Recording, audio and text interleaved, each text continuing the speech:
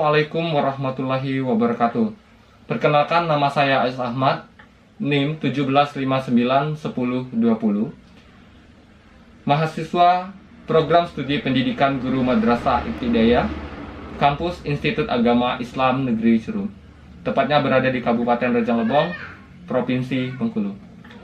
Yang saya hormati Bapak dosen pembimbing akademik saya, yaitu Bapak Hendra Harmi, MPD.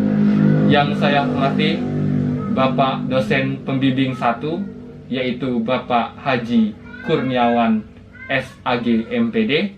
Dan yang saya hormati Bapak pembimbing 2, Bapak Baryanto, MPD. Baiklah, di sini saya akan mengucapkan terima kasih kepada moderator yang telah memberikan dan menyempatkan waktunya pada hari ini menjadi moderator di seminar proposal saya. Dan saya ucapkan terima kasih kepada audiens yang juga telah ikut serta dalam berpartisipasi dalam seminar saya pada hari ini. Selanjutnya, langsung saja saya akan membahas mengenai proposal saya yang berjudul WhatsApp sebagai media literasi digital siswa dalam meningkatkan kemampuan kognitif pada masa pandemi COVID-19 di Sekolah Alam Insan Mulia Kota Lubuk Linggau. Di proposal ini saya akan membahas 3 bagian. Yang pertama bab 1, yang kedua bab 2, dan yang ketiga adalah bab 3. Pada bab 1 ini adalah pendahuluan, di mana pendahuluan ini saya akan menyampaikan mengenai beberapa poin. Yang pertama yaitu latar belakang penelitian, rumusan masalah, tujuan, dan manfaat dari penelitian ini. Selanjutnya, pada bab kedua ini, saya akan menyampaikan mengenai landasan teori. Pada bab kedua ini, yang pertama, landasan teori terdiri dari literasi sains, kemampuan kognitif, dan aplikasi WhatsApp. Kerangka berpikir, penelitian yang relevan, dan hipotesis. Pada bab ketiga, saya akan menjelaskan mengenai metode penelitian. Pada metode penelitian ini, saya akan membahas beberapa hal secara singkat, yaitu yang pertama, A, yaitu desain penelitian, B, tempat dan waktu, C, populasi dan sampel, D, definisi operasional dan variabel, E, instrumental penelitian, F, metode pengumpulan data, G, prosedur penelitian, dan terakhir H, teknik pengumpulan data. Nah, saya akan langsung saja menjelaskan mengenai isi bagian-bagian pada proposal saya. Yang pertama yaitu bab 1. Pada bab 1 ini yaitu pendahuluan. Di pendahuluan ini saya akan menjelaskan yang pertama yaitu latar belakang. Pada latar belakang penelitian saya ini, saya sangat tertarik pada 3 poin mengenai latar belakang literasi sains. Literasi sains di Indonesia dapat kita cari data pada yang terbaru. Pada data terbaru bahwa literasi sains pada siswa dalam pendidikan di Indonesia ini salah satunya tingkat kelima terendah di dunia. Itulah mengapa saya sangat tertarik pada literasi sains ini. Selanjutnya yaitu mengenai kemampuan kognitif siswa. Kemampuan kognitif siswa biasanya berkembang dengan cepat dan berkembang dengan pesat pada pembelajaran tatap muka. Namun, dalam keadaan COVID-19 ini, pembelajaran pendidikan di seluruh Indonesia, bahkan di seluruh dunia, menggunakan sistem daring. Nah, apakah dalam pembelajaran sistem daring ini nanti kemampuan kognitif siswa akan tetap meningkat, sama, atau akan menurun? Selanjutnya, mengapa saya tertarik dengan menggunakan aplikasi WhatsApp? Saya membaca yaitu surat edaran Kemendikbud yang keempat. Pada surat edaran ini dikatakan bahwa pembelajaran akan diarahkan dan dilakukan pada pembelajaran di rumah dari jarak jauh. Berarti pembelajaran menggunakan sistem online, daring, atau sebagainya. Itulah salah satu pembelajaran daring yang sering digunakan biasanya pada mahasiswa, pada para guru, rapat, para pekerja, karyawan, dan bahkan pendidikan Indonesia tingkat SD, SMP, dan SMA juga menggunakan sistem pembelajaran daring. di mana yang digunakan aplikasi WhatsApp, karena aplikasi WhatsApp adalah salah satu aplikasi yang sangat mudah digunakan pada masyarakat umum. Itulah mengapa saya sangat tertarik mengangkat judul penelitian ini. Saya sangat tertarik pada WhatsApp sebagai media literasi digital siswa dalam meningkatkan kemampuan kognitif pada masa pandemi COVID-19 di sekolah alam. Selanjutnya saya akan membahas mengenai rumusan masalah.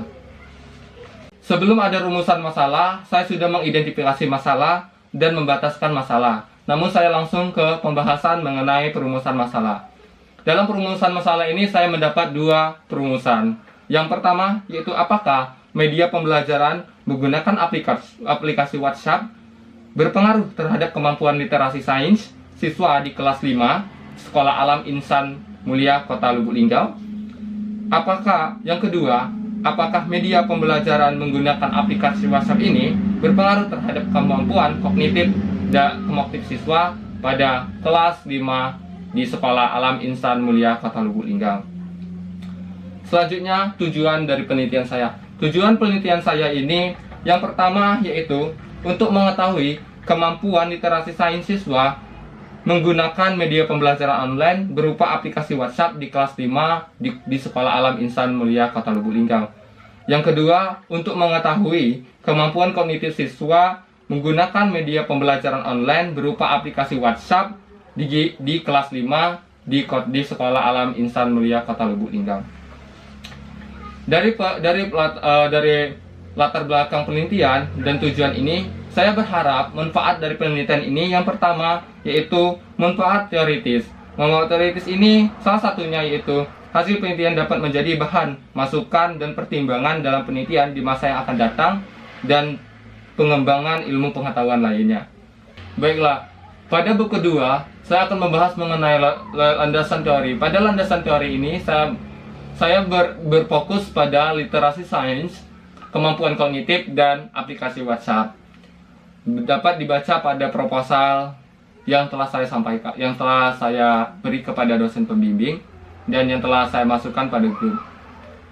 Selanjutnya, dalam bab kedua ini, saya juga meletakkan ada penelitian relevan, kerangka berpikir, dan hipotesis. Mengenai waktu, saya akan lanjut ke bab 3.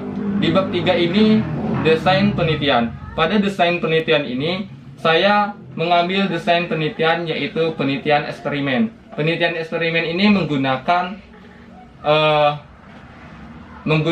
dua sampel, yaitu satu kelas eksperimen, kedua yaitu kelas kontrol, kelas konvensional. Nah, di sini nanti saya akan meneliti dari segi literasi sains kemampuan kognitif siswa pada penggunaan aplikasi WhatsApp. Setelah itu saya akan mengambil sampel dan populasi yang saya dapat dari Sekolah Alam Insan Mulia Kota Lubuk Linggau.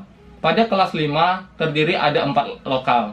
4 lokal ini terdiri dari kelas 5A, 5B, 5C, dan 5D. Nah, di sini saya mengambil sampel dengan menggunakan sistem acak. Sampel saya mengambil yaitu kelas eksperimen dan kelas kontrol, di mana nanti teknis untuk pengumpulan datanya itu saya menggunakan sistem bergabung pada grup pembelajaran dan menyimak pembelajaran pada aplikasi WhatsApp yang telah ada pada kelas tersebut. Teknis untuk pengumpulan datanya, gambaran saya yaitu nanti pada kelas eksperimen saya akan memberi materi dan memberi pretest. Pertama akan pretest pada kelas eksperimen dan kelas kontrol, di mana pretest ini akan disampaikan oleh gurunya. Saya akan menyimak, guru tersebut mendapatkan pretest tersebut dari saya. Setelah hasil pretest saya akan kumpul dan akan memberikan materi kepada peserta didik yang berada di grup tersebut. Namun yang memberikan materi itu adalah guru tersebut, bukan saya. Namun materi ini akan disampaikan pada grup eksperimen, sedangkan grup kontrol hanya disampaikan bahwa materinya ini dan gurunya nanti akan langsung menjelaskan kepada siswanya atau tidak. dan pada terakhir akan dilanjutkan namanya post test. Pada post test ini akan melanjuti ke hasil dari pembelajaran yang telah berjalan di kelas eksperimen dan kelas kontrol. Mungkin membutuhkan waktu paling banyak itu adalah 3 minggu ataupun 2 minggu. Pada materi surat pendek ini nanti guru akan menyampaikan pada surat pendek ini nanti guru yang berada di kelas tersebut akan saya kirim lagi, yaitu post test, di mana post test ini sama dengan soalnya dengan pretest tadi. Soal tersebut terdiri dari soal-soal literasi sains dan literasi dan soal-soal kognitif. Di post test dan di pretest soalnya sama, dan di post test akan soalnya sama. Di sini saya akan melihat dan akan mengeksperimenkan dari pretest pertama pada kelas eksperimen tadi, apakah di post test yang terakhir yang telah diberikan materi akan nilainya sama atau bisa naik ataupun bisa turun. Sedangkan di kelas kontrol saya akan melihat apakah di kelas kontrol yang telah diberikan pretest pertama tadi nilainya A, B atau C. Nah, setelah guru memberikan materi atau tidak, dilanjutkan ke post test, apakah siswa tersebut nilainya akan menaik, stabil, tetap, atau akan menurun. Baiklah, pada penelitian eksperimen semu saya ini, dalam teknik analisis data, saya menggunakan uji normalitas, uji homogenitas, uji hipotesis ANAVA, dan uji lanjutan. Nah, di sini itulah yang dapat saya sampaikan mengenai proposal saya dari bab 1, bab 2, dan bab 3. Dalam pembahasan ini, jika ada kesalahan dan ada kekurangan kata-kata, saya mohon maaf.